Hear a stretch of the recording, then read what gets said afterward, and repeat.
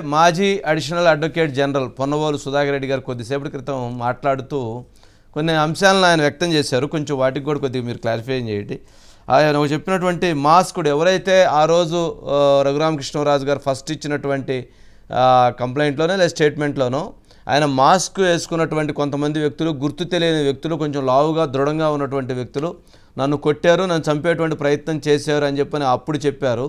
తర్వాత ఆ కేసుని ఫర్దర్గా ఒక 1 year తర్వాత లేదా తర్వాత సుప్రీంకోర్టుకు వెళ్ళిన తర్వాత ఫలానా వ్యక్తులు అని చెప్పేటువంటి ప్రయత్నం చేశారు. ఈ 2 వేరియేషన్స్ ఉన్నాయి అని చెప్పని ఆయన చెబుతున్నారు. కొట్టిన విషయం గురించి నేను మాట్లాడను, కొడితే కొట్టుండొచ్చేమో అనేటువంటిది. అంటే ఆయన కొట్టిన విషయం నేను మాట్లాడను కానీ దీని గురించి మాట్లాడతానని చెప్తున్నారు. అంటే ఎలా చూడాలి అంటే మాస్క్ వేసుకున్నటువంటి అన్నోన్ పర్సన్స్ వాళ్ళు ఎవరని ఆ రోజు చెప్పకపోవటం అనేటువంటిది అభ్యంతరమా లేకపోతే ఏంటి? మీరు మనకు సామెత చిన్నప్పటి నుంచి ఉంటాం, కొట్టింది ఉన్నో కానీ లేవ తీసింది అన్నీ అన్నట్టుగా చెప్పుకుంటాం. ఆ సామెత ఇక్కడ వర్తించింది. ఇప్పుడు ఈయన పొన్నవోలు గారు కోర్టులో చెప్పాల్సినటువంటి ఆర్గ్యుమెంట్ ని మీడియాలో చెప్పారు, బాగానే ఉంది.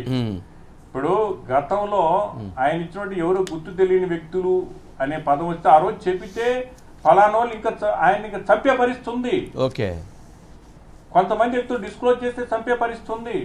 అట్లాగే ఆయన తెలిసి మొత్తం కూడా తర్వాత విచారణలో భాగంగా పలానాలు అని చెప్పేసి ఆయనకున్న సోర్స్ ద్వారా మొత్తం కూడా తెలిసింది. ఇప్పుడు కొట్టిన మాట వాస్తవము, నలుగురున్న మాటలు వాస్తవము, రబ్బర్ స్టిక్ తో కొట్టిన మాట వాస్తవము, స్టిక్స్ తో కొట్టిన మాట వాస్తవము, ఆ రోజు ఉన్నటువంటి ఆయన గుండెల మీద కూర్చున్న మాట వాస్తవము. అది ఎవరో చెప్పమను. ఇప్పుడు సునీల్ కుమార్ నేను కాదు, మా ఎస్ఐఓ సిఐఓ లేకపోతే ఎవరో చెప్పమని అది కూడా తెలియదు కదా. ఆయన పరిధిలోనే ఉంటది కదా. ఆయనే చెబుతున్నాడు కదా కొట్టిన మాట వాస్తవం అని. కొట్టిన మాట వాస్తవం అదని చెప్పగలను. నేను దాని గురించి మాట్లాడను. కొట్టారంటే ఎవరు కొట్టారనేది కూడా ఆయన, నేను దాని గురించి మాట్లాడను, దెబ్బల గురించి నేను మాట్లాడనంటున్నారు. కానీ ఇంకో పాయింట్ లేవనెత్తారు. జీజీహెచ్ హాస్పిటల్లో ఇచ్చిన రిపోర్ట్లో దెబ్బలు లేవని చెప్పని ఇచ్చారు. 5 డాక్టర్లు ఇచ్చినటువంటి బృందం చెప్పింది. కానీ తర్వాత దాన్ని ఆయన తర్వాత తగిలిన దెబ్బలు మాకు తెలవదని చెప్పని కూడా మాట్లాడుతున్నారు. ఎలా చూడాలి? మీకు భలే గుర్తు చేశారు అంశము. ఈ అంశాలు చెప్పినందుకే అయ్యా నీ మీద కంటెంప్ట్ ఆఫ్ ది ప్రొసీడింగ్స్ కూడా ఇష్యూ చేసాల్సిన పరిస్థితుంది. నీ కోర్టులో ఇలాంటి విషయాలు తప్పుడు సమాచారం ఇవ్వద్దని చెప్పేసి కూడా కోర్టు వార్నింగ్ ఇచ్చి జస్టిస్ ప్రవీణ్ కుమారు జస్టిస్ లలిత గారు ఇచ్చినటువంటి తీర్పులో ఈయనకు వార్నింగ్ ఇచ్చారు. ఎవరికి? మా కొలిక్ అవటం వల్ల కొన్ని చెప్పకూడదు. ఎవరికి? ఈయనే పొన్నవోలు గారికి. ఈ కేసులోనే నీ ఇష్టం వచ్చినట్టు కోర్టు ముందు జస్టిస్ ప్రవీణ్ కుమార్ జస్టిస్ లలిత గారు ఇచ్చిన తీర్పులో రఘురామకృష్ణరాజు గారి కేసులో నువ్వు చేసే ఆర్గ్యుమెంట్ గానీ నువ్వు చెప్పే వాదన గానీ నువ్వు ఇచ్చే విషయాల్లో కోర్టు మిమ్మల్ని డెఫినెట్ గా కంటెంప్ట్ ఆఫ్ ది కోర్టు కింద పరిగణించాల్సిన పరిస్థితి ఉంటుంది. వార్నింగ్ పోస్ట్ వార్నింగ్ ఇచ్చేసి వదిలేస్తామని చెప్పేసి కూడా కోర్టు ఆదేశాల్లో పేర్కొంది. అది ఆర్డర్, నేను చెప్పినటువంటి ఇష్యూ కాదు. కనుక ఈ ఇష్యూలో పోస్ట్ నుంచి ఆయన పొన్నవోలు గారు ఉన్నారు. పొన్నవోలు గారు చెప్పిన అంశాలు ఏదైతే పదే మొన్న నేను రీసెంట్ గా చేసిన డిట్లో కూడా ఆయన అపీర్ అయ్యారు. ఆయన అపీర్ అయ్యి మరి కోర్టు ఆదేశాలు ఇచ్చింది కదా, ఏదో నీ దగ్గర ఉన్న మెడికల్ రిపోర్ట్ మా కోర్టు పెట్టబట్టి ఎందుకు పెట్టలేదు, ఎందుకు పెట్టరు? ఇప్పుడు మేజిస్ట్రేట్ ఇచ్చినటువంటి ఆదేశాల ప్రకారము మెడికల్ బోర్డు ఒక రిపోర్ట్ ఇస్తే cardiology department, general medicine department, radiology department డాక్టర్లు ముగ్గురు కలిసి వాళ్ళు విడివిడిగా ఒక రిపోర్ట్స్ ఇచ్చారు. ఆ రిపోర్ట్స్ అన్ని కూడా రాజు గారు ఇబ్బంది పడుతున్నారు, కొట్టిన దెబ్బలు కనిపిస్తున్నాయి, అతనికి హార్ట్ ప్రాబ్లం ఉందని రాస్తే ఆ రిపోర్ట్ సబ్మిట్ చేయకుండా మళ్ళీ మెడికల్ రిపోర్ట్ అని చెప్పేసి బోర్డు రిపోర్ట్ అని చెప్పేసి ఇంకొక రిపోర్ట్ మొత్తం కోర్టు సబ్మిట్ చేస్తే ఆ సబ్మిట్ చేసిన మెడికల్ రిపోర్ట్ లో వన్ ఆఫ్ ది డాక్టర్ నేను సంతకం పెట్టనంటే ఆయన సంతకం కూడా ఈయన పోర్జరీలు చేసి ఒక రిపోర్ట్ కూడా మార్చి చేసేటువంటి ఇన్వెస్టిగేషన్ కూడా దీంట్లో తేలుతుందనే కూడా అంశం కూడా ఆ ముగ్గురు డాక్టర్లు కనుక విచారిస్తే అది కూడా బయటకు వస్తుంది. ఇప్పుడు మొత్తం కూడా బయటకు వస్తాయి ఇవన్నీ కూడా అంశాలు. మరి హైకోర్టు ఇన్వాల్వ్ అయింది కదా, మీరు మెడికల్ రిపోర్ట్స్ అన్ని ప్రిజర్వ్ చేయండి, మీరు అన్ని కాల్చాలని ప్రయత్నిస్తున్నారు, కొంత పీరియడ్ అయిన తర్వాత దాన్ని డిస్ట్రాయ్ చేయాలని ఒక ప్రయత్నం జరిగింది. ఆ ప్రయత్నాన్ని మేము అడ్డుకొని కోర్టులో ఆశ్రయించాం. కోర్టు ఆదేశాలు ఇచ్చింది, అవి కూడా ఉన్నాయి. ఈయనే దాంట్లో అపీర్ అయ్యారు నాకు ఆపోజిట్ గా. మళ్ళీ మెడికల్ రిపోర్ట్ మరి సికింద్రాబాద్ ఆర్మీ హాస్పిటల్ ఇచ్చిన రిపోర్ట్ గురించి ఏమంటాడు, సుప్రీంకోర్టు ఇచ్చినటువంటి అబ్జర్వేషన్స్ ఏమంటారు, సుప్రీంకోర్టు ఇచ్చినటువంటి బెయిల్ ఎందుకు ఇచ్చింది, ఆ రోజు ఇవన్నీ దృష్టిలో పెట్టుకొని ఇచ్చింది.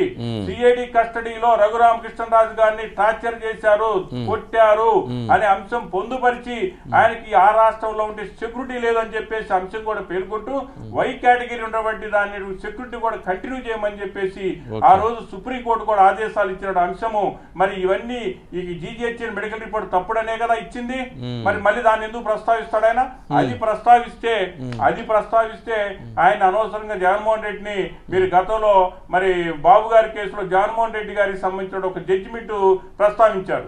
బాబు గారిని అరెస్ట్ చేసిన కేసులో మళ్ళీ జగన్మోహన్ రెడ్డి గారి కేసులు ఏమంటే ఇలాంటి ముఖ్యమంత్రులందరూ ఇలాంటి పరిస్థితుల్లో ఇలాంటి చేయకూడదు, పొలిటికల్ గా కానీ ఇన్ఫ్లుయెన్స్ చేయకూడదు, రాజకీయాన్ని ఊరుకోకూడదు, అధికారాన్ని ఉపయోగించుకోకూడదు అని జగన్మోహన్ రెడ్డి కేసులో తీర్పు ఇచ్చి బెయిల్ డిస్మిస్ చేసింది. దాన్ని చేసుకొచ్చి బాబు గారు దాంట్లో పెట్టాడు. వాళ్ళు తిట్టారు. ఇవన్నీ కూడా ఆయన చేసే మనం కూడా చెప్పుకుంటాం. స్పష్టమైనటువంటి మీరు ఒక కీలకమైనటువంటి అంశాన్ని తెలియజేస్తున్నారు. సుప్రీంకోర్టులో ఈ కేసుకు సంబంధించినటువంటి కీలకమైనటువంటి అంశాలని ఆ రోజు జడ్జిమెంట్లో పొందుపరిచారంటున్నారు. ఏంటి సుప్రీంకోర్టు ఏ అంశాలను పొందుపరిచింది, ఈ అంశాలు ఇప్పుడు ఏదైతే ఈ కేసుకి ఏ రకంగా బలం కాబోతున్నాయి అనేటువంటి అంశాలని వెల్లడిస్తారా? మొట్టమొదటిసారి సుప్రీంకోర్టుని భరత్ అంటే రాజుగారి అబ్బాయి సుప్రీంకోర్టుకు ఆశ్రయించినప్పుడు ఆయనకు సంబంధించినటువంటి ఏదైతే మన కన్సల్ట్ 6th అడిషనల్ కోర్టు ఏదైతే సిఐడి కోర్టు ఉందో ఆ కోర్టు అబ్జర్వ్ చేసి మెడికల్ రిపోర్ట్స్ ఆయనకు జరిగిన దెబ్బలను కూడా గమనించి నేను ఇతనికి కస్టోడియల్ టార్చర్ అయింది, ఇతనికి మెడికల్ రిపోర్ట్ ఎగ్జామినేషన్స్ కావాలని చెప్పేసి కోర్టు పేర్కొన్నదో దాన్ని విస్మరించారని సుప్రీంకోర్టు స్పష్టంగా చెప్పింది.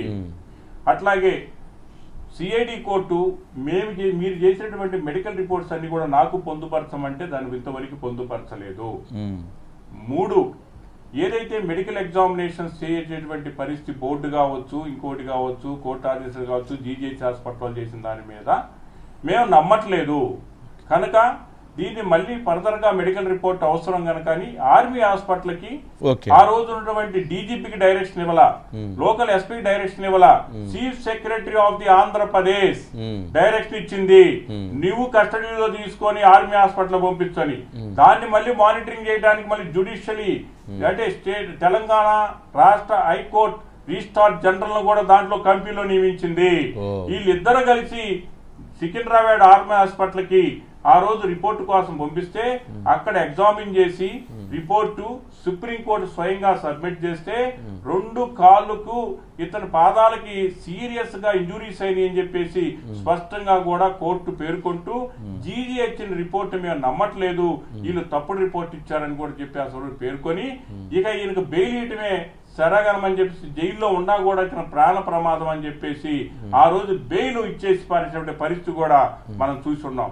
దాంతో పాటు వై కేటగిరీకి సంబంధించిన అంటే అక్కడ ఆ రోజు ఉన్నటువంటి ప్రభుత్వం మీద మాకు నమ్మకం లేదు, ఇతనికి ప్రాణ ప్రమాదం ఉంది, ఇప్పుడు వరకే తప్పుడు కేసు పెట్టి కేసుల్ని కూడా అడ్డం పెట్టి ఇతను టార్చర్ చేస్తున్నారని సుప్రీంకోర్టు స్పష్టంగా గమనించి బెయిల్ ఆర్డర్ లో బెయిల్ ఆదేశాలు ఇవ్వడం జరిగింది, బెయిల్ ఇవ్వడం జరిగింది.